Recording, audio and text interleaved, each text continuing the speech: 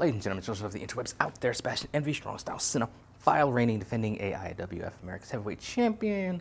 You know the deal.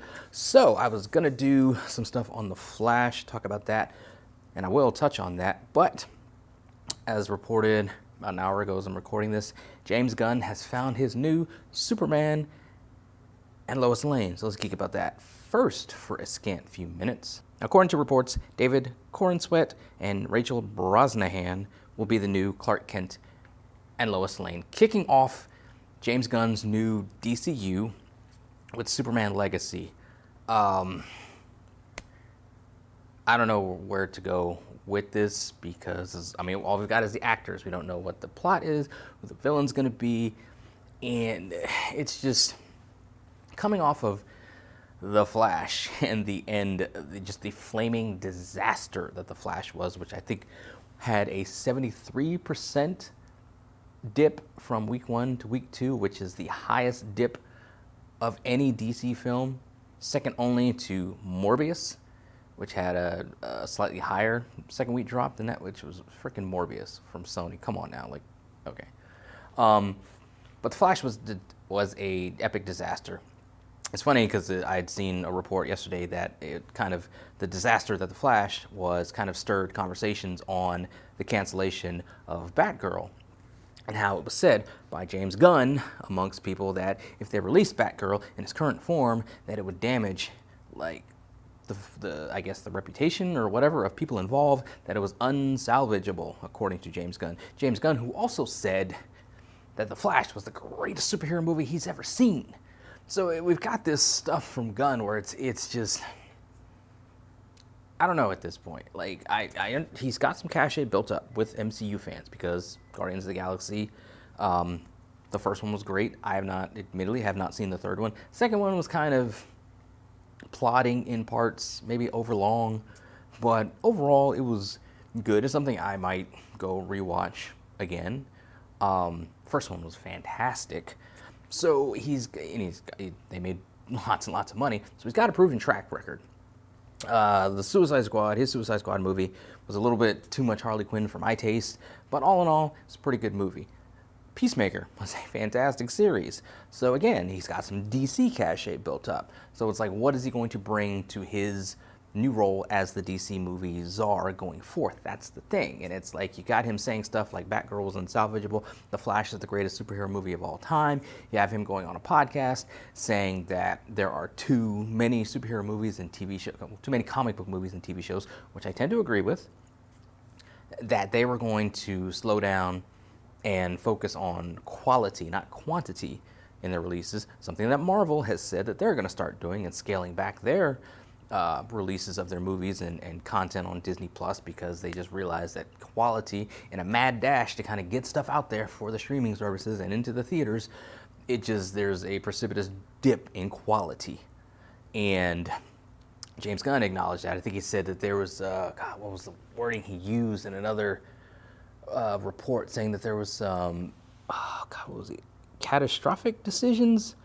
I don't think it was that, but he said he poo-pooed some of the decision-making in recent years with DC movies and the projects that were brought forth and the direction of them and the results and that sort of thing. So it's like, he seems like he knows what he's talking about. He's got the cachet, but again, he shit on Batgirl and said The Flash was the greatest thing since sliced bread. And we've seen it's not. I've seen the movie. It's not.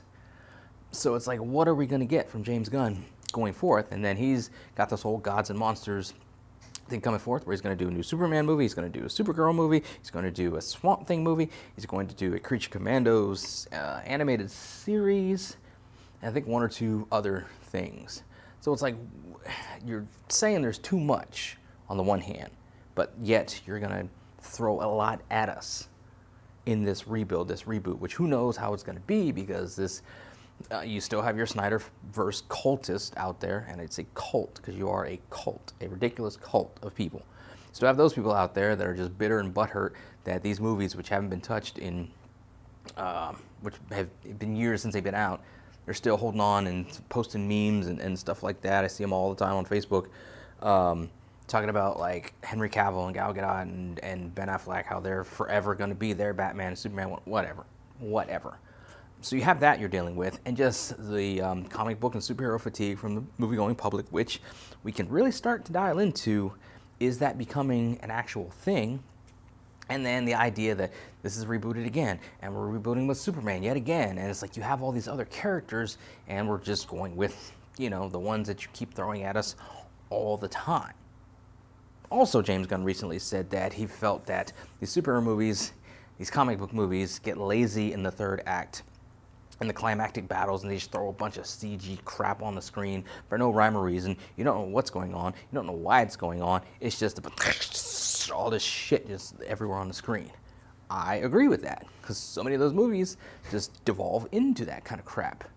So I gotta kind of wonder where he's gonna go with his vision, with what he wants to do with Superman, which lends itself to a big CG battle at the end. So what are you gonna do, bro? He kind of lends himself to doing more kind of intimate, character-focused type of stories. So are you going to do that with Superman, or is it going to be a world-ending threat, or is it going to be something drawn down, personal, and intimate for Superman? Kind of taking a cue from Superman and Lois, the TV series, where that does a phenomenal job of storytelling and presents Clark with problems that he just can't suit up and punch.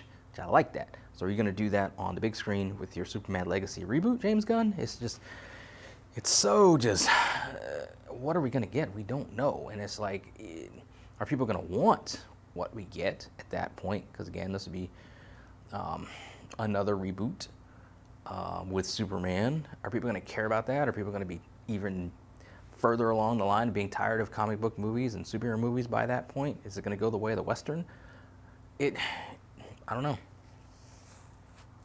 As far as the actor and actress that have been cast for Superman, no frame of reference for them. Haven't seen any of the material that they've been in. I'll probably check them out and just see what they have that they've done TV-wise, movie-wise, or whatever, and just try to get a gauge on kind of their range and what I think they could bring to the roles. But I don't know. I don't know how things are going to go at that point. And of course, we've still got Aquaman and Blue Beetle. Aquaman, it's just in limbo. It's going to come out, and who knows what it's going to do. Blue Beetle, they claim at this point it's the first character of James Gunn's DCU, but it was already done by the previous regime. So it's like, again, like I said in videos past, that they're not going to come in and just shit on the stuff that they've done, like at the time, Shazam, Blue Beetle, and Aquaman, because they wanted people to go see the movies.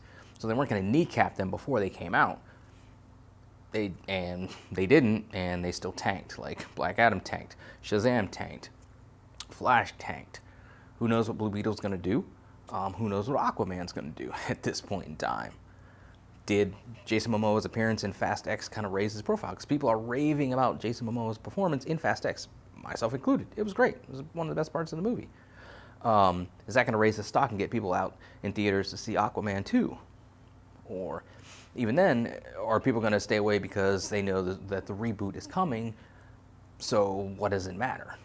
It's just, and it's like, how much interconnectedness is James Gunn going to bring us? Because that's another thing. It's just people are tired of having to watch 50 million other things to understand the story. It's just like, I'm kind of getting to that point too, because it's like, I mean, I follow it, but I'm thinking about the mainstream moviegoers. Like, you just want to be able to show up and just get a fully contained story. You might have a line here or there, references another character or something that happened in another movie, but you aren't dependent to watch that movie to understand what's going on in this one.